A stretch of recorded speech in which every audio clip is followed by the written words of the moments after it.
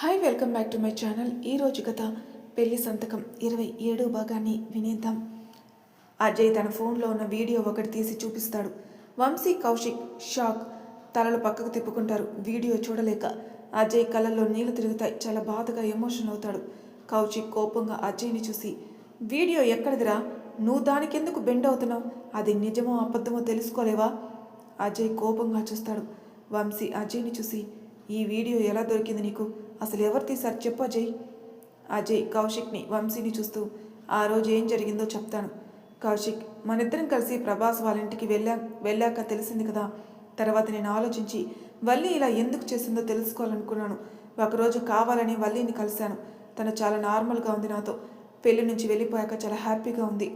నన్ను వదిలేసిన బాధ ఆమెలో కనిపించలేదు. మరి అలాంటప్పుడు ఎందుకు తీసుకొచ్చావురా వల్లిని? అసలు ఇదంతటికి కారణం వల్లి వల్లనే కదా అని కౌశిక్ సీరియస్ అవుతాడు అజయ్ మీద. అదే తెలుసుకోవాలని.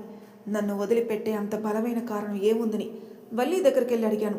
వల్లి చాలా ధైర్యంగా చేసిందంతా చెప్పింది. నా గుండె ముక్కలైపోయిందిరా. నాతో ప్రేమ నటిస్తూ అజిత్తో రిలేషన్లో ఉంది. ప్రభాస్ గురించి చెప్పింది. అంటే డబ్బు మీద ఇష్టం ఉండాలి, కానీ ఆ ఇష్టాన్ని జీవితం మలుచుకుంటే ఒక అమ్మాయి ఎలా పక్కదారి పడుతుందో అనిపిస్తుంది.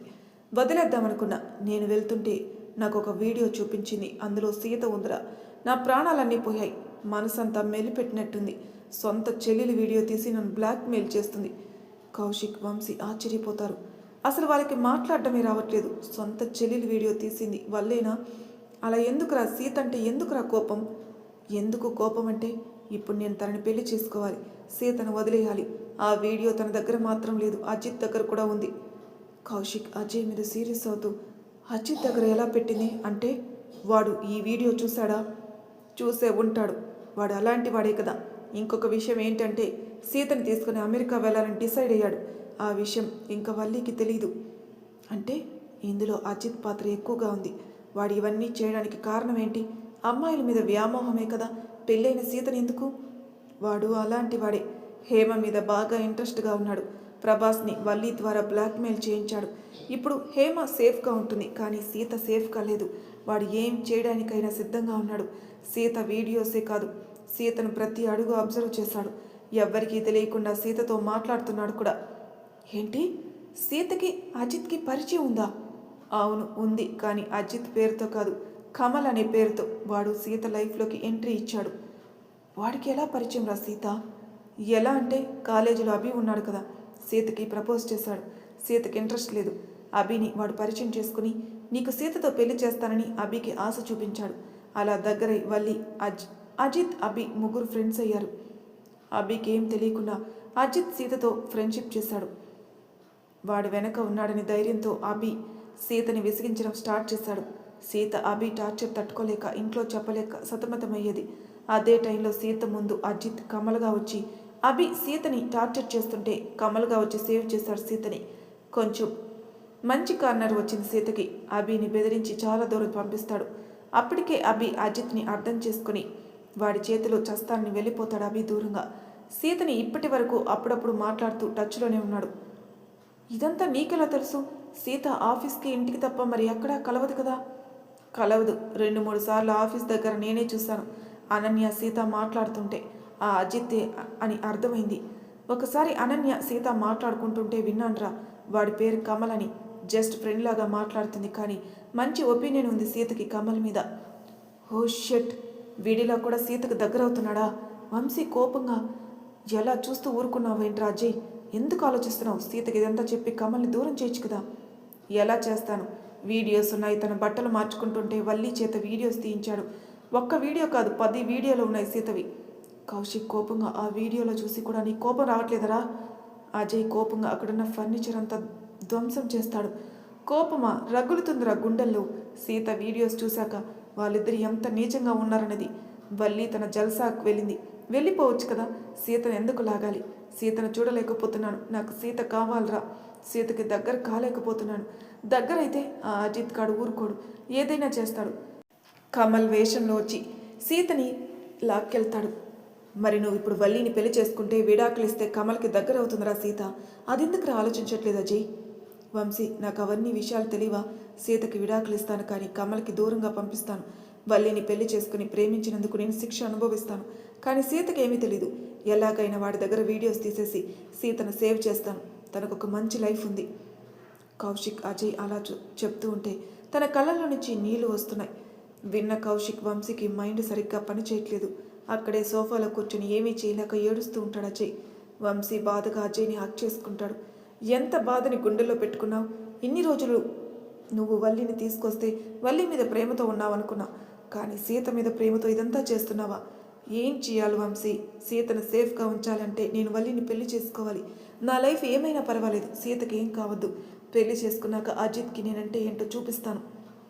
నేను ఏ చిన్న పొరపాటు చేసినా అజిత్ స్టెప్ సీత వైపే ఉంటుంది. ఎందుకంటే అజిత్గా ఏమీ లేడు. కమల్గా సీతకు దగ్గరై తనకు ప్రేమ చూపించి తనని తీసుకెళ్తాడు. సీత కూడా నమ్మేస్తుంది. ఎలాగో నేను తనని దూరం చేసుకుంటున్నానని తనకు అర్థమైంది. అందుకే అతడి దగ్గరికి అవుతుంది. ముగ్గురు అలాగే కూర్చొని ఆలోచిస్తూ ఉంటారు. వల్లి సీత ఇద్దరు ఒకే దగ్గర పెరిగారు, కానీ ఇద్దరిలో ఎంత తేడా! డబ్బు పిచ్చితో జీవితాన్ని ఎడారి చేసుకుంటుంది. ప్రభాస్ హేమ బాబుని తీసుకుని ప్రభాస్ తన పేరెంట్స్ దగ్గరికి వెళ్ళిపోతారు.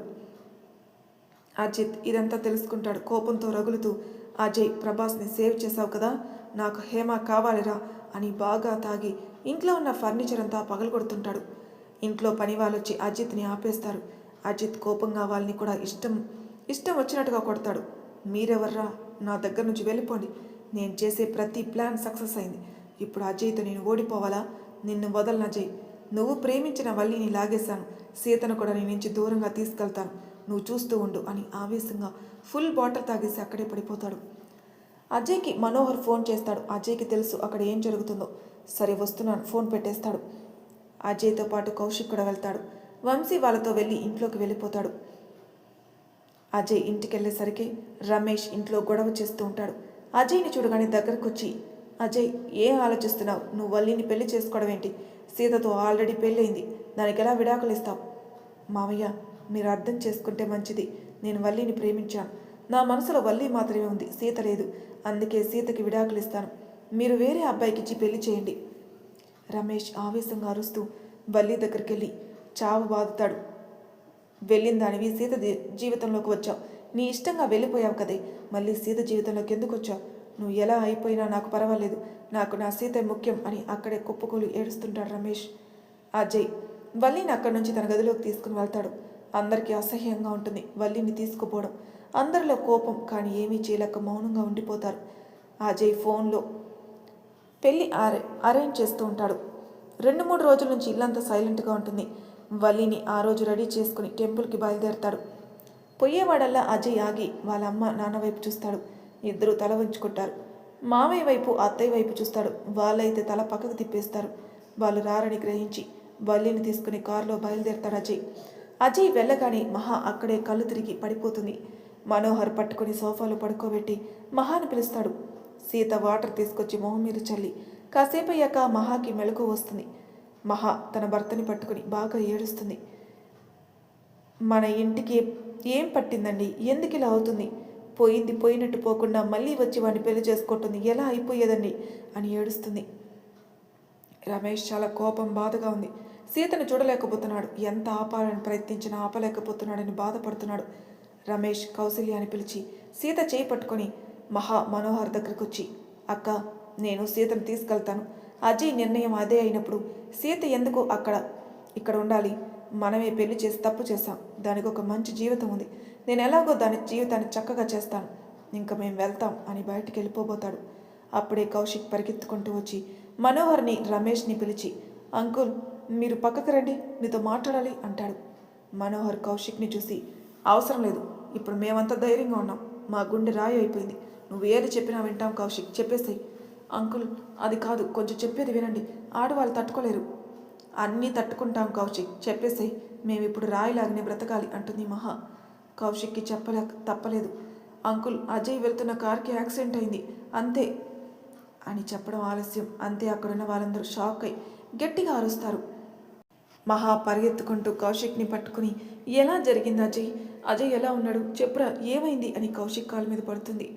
కౌశిక్కి అలా మహా కాలు మీద పడేసరికి తట్టుకోలేక ఆంటీని పైకి లేపి తనకు వస్తున్న దుఃఖాన్ని ఆపుకుంటూ, భయపడకండి, అజయ్కి ఏం కాలేదు, చిన్నగా నచ్చ చెప్తాడు.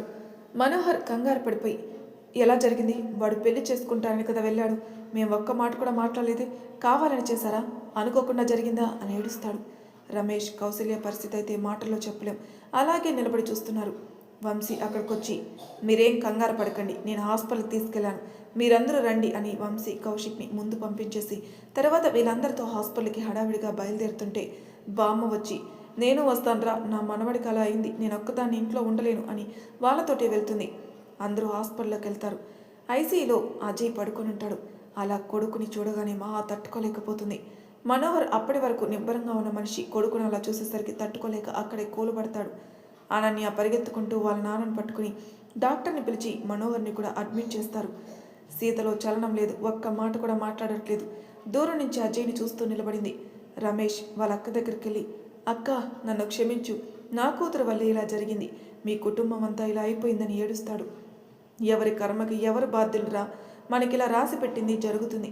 ఇంతకీ అజయ్ ఎలా ఉన్నాడో తెలియట్లేదు, డాక్టర్ని కనుక్కో. బావ ఇన్ని రోజులు ఎలా ధైర్యంగా ఉన్నాడు, ఇప్పుడు చూడు కొడుకును చూసి ఎలా అయిపోయాడు. కౌశిక్ డాక్టర్ దగ్గరికి వెళ్ళి మాట్లాడి రమేష్ దగ్గరికి వచ్చి, రమేష్ వాళ్ళని చూసి డాక్టర్ ఏమన్నాడు చెప్పండి అని కొంచెం సీరియస్గా అడుగుతాడు. కౌశిక్ చెప్పలేకపోతాడు. అంకుల్, మీరు టెన్షన్ పడకండి, కొంచెం క్రిటికల్గా ఉంది, మీరు కొంచెం ధైర్యంగా ఉండండి. అంకుల్, ఆంటీకి ధైర్యం చెప్పండి అని వంశీ రమేష్ పక్కకి తీసుకెళ్ళి మాట్లాడతాడు. రమేష్కున్న ధైర్యం పోతుంది. మా రెండు కుటుంబాలకు వాడే దిక్కు, ఎంతో గారాభంగా పెంచుకున్నాం, వాడు మమ్మల్ని వదిలిపెట్టడం ఏంటి అని ఏడుస్తాడు. మహాకి అలాగే చూస్తూ కూర్చుని ఉంటుంది. ఏదో లోకంలోకి వెళ్ళిపోతుంది. అందరికీ పిచ్చి పట్టినట్టుగా ఉంది. అక్కడే బయట కూర్చొని ఉంటారు. మనోహర్కి మెలకు వస్తుంది. రాగానే అజయ్ని అడుగుతాడు. ఇంకా మెలకు రాలేదని చెప్తారు. ఎవరితో ఏం మాట్లాడుకున్నా సైలెంట్ అయిపోతాడు. అజయ్కి మెలకు వచ్చే వరకు ఎవరు పచ్చి మంచినీళ్ళు కూడా ముట్టరు. అందరిలో బాధ.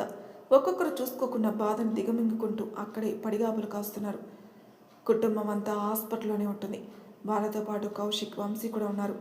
కానీ ఇక్కడ ఎవరూ ఆలోచించరు వల్లి ఎక్కడికి వెళ్ళింది అని. ఎవరు కూడా వల్లి గురించి పట్టించుకోరు. అనన్య, సీత ఒక దగ్గర కూర్చొని ఏడ్చి ఏడ్చి అలాగే పడుకుంటారు. సీతకి మెలకు వచ్చి చుట్టూ చూస్తుంది. హాస్పిటల్లో ఉన్నానని అందరూ పడుకొని ఉంటారు. తనే మెల్లగా ఐసీయూకి వెళ్ళి అజయ్ని చూస్తూ ఏడుస్తూ తన చేతిలోకి తీసుకుని, బావా, తొందరగా లేయి బావా, అందరి ప్రాణాలు నీ చేతిలో ఉన్నాయి, నువ్వు మా అందరికీ చాలా ఇష్టం, నువ్వు అందరితో అందంగా ప్రేమ చూపిస్తావు, నీకు ఇష్టం ఉన్న అక్కతో పెళ్లి చేసుకోవడానికి వెళ్ళావు కదా, ఎలా అయిపోయావు, ఎందుకు? నువ్వు లేస్తేనే అన్నీ తెలుస్తాయి, నువ్వు లేవాలి, ఇలా సైలెంట్గా ఉండకూడదు, ఫైట్ చేయి బావా, ఎవరో తెలుసుకో, ఎందుకు ఇలా అయ్యావు అని మెల్లగా అజయ్తో మాట్లాడుతూ నుదుటి మీద ముద్దు పెట్టి చెవులో ఐ లవ్ యూ బావా అని చెప్తుంది సీత. ఆ మాటలన్నీ అజయ్ మనసుకు తాకుతున్నాయి. బ్రెయిన్ ద్వారా విని తన తెలియకుండానే కళ్ళ వెంట నీళ్లు వస్తున్నాయి. సీత అది చూసి కళ్ళ నీళ్ళను తుడుస్తూ, లేవాలి బావా, నువ్వు లేస్తేనే ఈ రెండు కుటుంబాలు బాగుంటాయి, అక్క ఇంతవరకు కనపడలేదు, అందరూ అక్కను మర్చిపోయారు, నీ గురించే ఏడుస్తున్నారు అంటే నువ్వు ఇంటికి ఎంత ముఖ్యం, లేవాలి, మీరు లేచి అందరికీ చెప్పాలి, మీరు అందరికీ నేనున్నానని. అలాగే అజయ్ చేతిని పట్టుకుని అక్కడే కూర్చుంటుంది. తెల్లవారే వరకు సీత అజయ్ దగ్గరే ఉంటుంది. మెల్లగా అజయ్లో కదలిక వస్తుంది. మెల్లగా కళ్ళు తెరిచి చూస్తాడు. ఎదురుగా సీత కనపడుతుంది. సీత అజయ్ చేయి పట్టుకోవడం ఉండడం వల్ల అజయ్కి ఆ స్పర్శ తగిలి సీత చేయిని ఇంకా గట్టిగా పట్టుకుంటాడు. సీతని చూస్తూ ఉంటాడు. సీతకి అజయ్ లేవడంతో మెలకు వచ్చి కళ్ళలోకి చూసి ఏడుస్తూ, బావా, స్రోలోకి వచ్చావా అని సంతోషంగా బయటికి వెళ్ళాలని చూస్తుంది. కానీ సీత చేయి అజయ్ చేతిలో గట్టిగా ఫిక్స్ అయిపోయి ఉంటుంది. అప్పుడే సిస్టర్ వచ్చి అజయ్ మేల్కోవడం చూసి పరిగెత్తుకు వెళ్ళి డాక్టర్ని పిలుస్తుంది. డాక్టర్ హడావిడిగా అజయ్ దగ్గరికి వచ్చి చెక్ చేస్తాడు. సీత చేయిని మెల్లగా అజయ్ చేతి నుంచి విడిపించి బయటికి పంపిస్తాడు. అజయ్ చూస్తున్నాడే కానీ మాటలు రావట్లేదు. సైలెంట్గా చూస్తున్నాడు మొత్తం. సీత బయటికి రాగానే అందరూ, ఏమైంది, అసలు అజయ్ దగ్గరికి ఎందుకు వెళ్ళావు? సీత ఏం మాట్లాడలేదు. డాక్టర్ వచ్చి, మీ అబ్బాయి స్రోలోకి వచ్చాడు, ఒకసారి చూడండి అందరూ. మహా సంతోషంగా వెళ్ళి చూస్తుంది. అజయ్ చూస్తున్నాడు తప్ప ఏం మాట్లాడడం లేదు. మహా పిలుస్తున్నా వినిపించుకోవట్లేదు. వాళ్ళ బామ్మ వచ్చి అజయ్ చేతిలో చెయ్యేసి, చూస్తున్నావు కదా అజయ్, నీ మనసులో ఏముందో నాకు తెలుసు అని మెల్లగా చెవు దగ్గరికి వెళ్ళి, సీతనే నీ భార్య, సీత అజయ్లు అన్యోన్యంగా ఉంటారు అని చెప్తుంది. వాళ్ళ బామ్మని చెప్పిన మాటలకి అజయ్ పెదవుల మీద నవ్వు వస్తుంది. మనవడి నవ్వుని అర్థం చేసుకుని, నువ్వు తొందరలోనే కోలుకుంటావు అని మనవడికి ముద్దు పెట్టి బయటికి వెళ్తుంది. ఒక్కొక్కరుగా వచ్చి చూసి వెళ్తున్నారు. వాళ్ళని చూస్తున్నాడు కానీ ఏం మాట్లాడు. కౌశిక్ వంశీ ఇద్దరు డాక్టర్ని అడుగుతారు వాడు ఎందుకు మాట్లాడట్లేదని. అందరినీ ఒక దగ్గర కూర్చోబెట్టి అతని కండిషన్ గురించి చెప్తున్నాడు డాక్టర్. అంటే ఎవరిని గుర్తుపట్టడా? మెదడుకి దెబ్బ తగిలిందా? అందరూ అరుస్తారు. మాకు అజయ్ కావాలి, వాడికి ఏం కావద్దు అని ఏడుస్తుంది తల్లి. చూడండి అమ్మా, నేను చెప్పేది జాగ్రత్తగా వినండి. అతనికి ఏం గుర్తుకులేదు, మీ అందరినీ మర్చిపోయాడు. అతనికి ఏదైనా గుర్తుందంటే బయటికి అనేస్తాడు. మీరు అతన్ని జాగ్రత్తగా చూసుకోండి. కొంచెం కొంచెంగా గతం గుర్తుకొస్తుంది. ఇప్పుడు అతన్ని ఒత్తిడి చేయొద్దు, ఒక చిన్న బాబులాగా చూసుకోండి. గతం మాత్రం తప్పకుండా గుర్తుకొస్తుంది. రమేష్కి వల్లి వల్లే ఇదంతా జరిగింది. అసలు ఎక్కడికి వెళ్ళింది ఇది? ఇదంతా యాక్సిడెంట్ అయితే వల్లి కూడా రావాలి కదా అని అప్పుడు కూతురు గుర్తుకొస్తుంది. వెంటనే కౌశిక్ దగ్గరికి వెళ్ళి, కౌశిక్ అసలు వల్లి ఎక్కడ? యాక్సిడెంట్ అయితే ఇద్దరికీ కావాలి కదా, వల్లి ఎక్కడుంది? కౌశిక్ కోపంగా, వల్లి గురించి ఎత్తకండి అంకుల్, ఇదంతా వల్లి వల్లనే జరిగింది. ఇద్దరు పెళ్లి చేసుకోవడానికి వెళ్తున్నప్పుడు అక్కడున్న వాళ్ళు చెప్పారు అంకుల్, కారులో ఒక ఆమె దిగిందని. వల్లి దిగగాని వెనక నుంచి వచ్చి కారు యాక్సిడెంట్ చేశారు. పాపం అజయ్ కారులో నుంచి ఎగిరి పడ్డాడట, అందుకే తలకి గాయమైంది. వల్లి ఎటెళ్ళిందో తనకే తెలియాలి. నాకు ఆమె గురించి నాకు అనవసరం. అజయ్కి యాక్సిడెంట్ అవ్వడానికి కారణం వల్లినేనా? ఇలా కూడా చేసిందా? వాడు పెళ్లి చేసుకోవడానికి కదా తీసుకెళ్ళింది, మరి యాక్సిడెంట్ ఎలా చేయించింది? రమేష్ ఆలోచన. ఎవరూ మాట్లాడరు. అజయ్ హాస్పిటల్లో వారం వరకు ఉన్నాడు, కానీ అజయ్లో ఎలాంటి మార్పు లేదు, నార్మల్గా ఉంటున్నాడు. కానీ ఎవరితో మాట్లాడట్లేదు. డాక్టర్ని అడిగినా అదే చెప్తున్నాడు. సరే ఇంటికి తీసుకెళ్దామని డాక్టర్ దగ్గరికి వెళ్ళి డిశ్చార్జ్ చేయించుకుంటారు. వల్లి అప్పుడే హాస్పిటల్కి ఎంట్రీ ఇస్తుంది. వల్లిని చూసి అందరూ అసహ్యించుకుంటారు. వల్లి అవన్నీ పట్టించుకోకుండా అజయ్ ఉన్న రూమ్లోకి వెళ్తుంది. రమేష్ వల్లిని వెళ్ళనీయకుండా చేయి అడ్డు పెడతాడు. నువ్వు వెళ్ళడానికి వీల్లేదు, నువ్వు ఇన్ని రోజులు ఎక్కడికి వెళ్ళావు? యాక్సిడెంట్ అయితే ఇద్దరికి కావాలి కదా, నువ్వు ఎలా సేఫ్గా ఉన్నావు? అజయ్కి ఇలా అవ్వడానికి కారణం ఎవరు అని సీరియస్గా వల్లిని తోసేస్తాడు. వల్లి కోపంగా లేచి నిలబడి, నానా మీరు నాకు కన్న తండ్రి, అందుకే నేనేమనట్లేదు. అజయ్ నా సొత్తు, నేను అజయ్ దగ్గరికి వెళ్ళాలి. వాళ్ళ నాన్నని నెట్టేసి గదిలోకి వెళ్తుంది. అందరికీ భయం వేసి వల్లితో పాటే అజయ్ ఉన్న గదిలోకి వెళ్తారు. వల్లి అజయ్ దగ్గరికి వెళ్ళి హక్ చేసుకుంటుంది. అయినా అజయ్లో ఏ మార్పు లేదు, అలాగే చూస్తూ ఉంటాడు. వల్లి అజయ్ చేయి పట్టుకొని, నేనున్నాను అజయ్, నీకు నువ్వేం బాధపడకు, నేను నిన్ను చాలా బాగా చూసుకుంటాను. యశోదమ్మ కోపంతో వల్లి దగ్గరకు వచ్చి అజయ్ చేతిలో ఉన్న వల్లి చేయిని తీసేసి, నా మనవడి మీద చెయ్యి వేస్తే 2 కాళ్ళు విరగొడతాను. చేసిందంతా చేశావు, నీ వల్లనే కదే వాడికి ఈ పరిస్థితి వచ్చింది.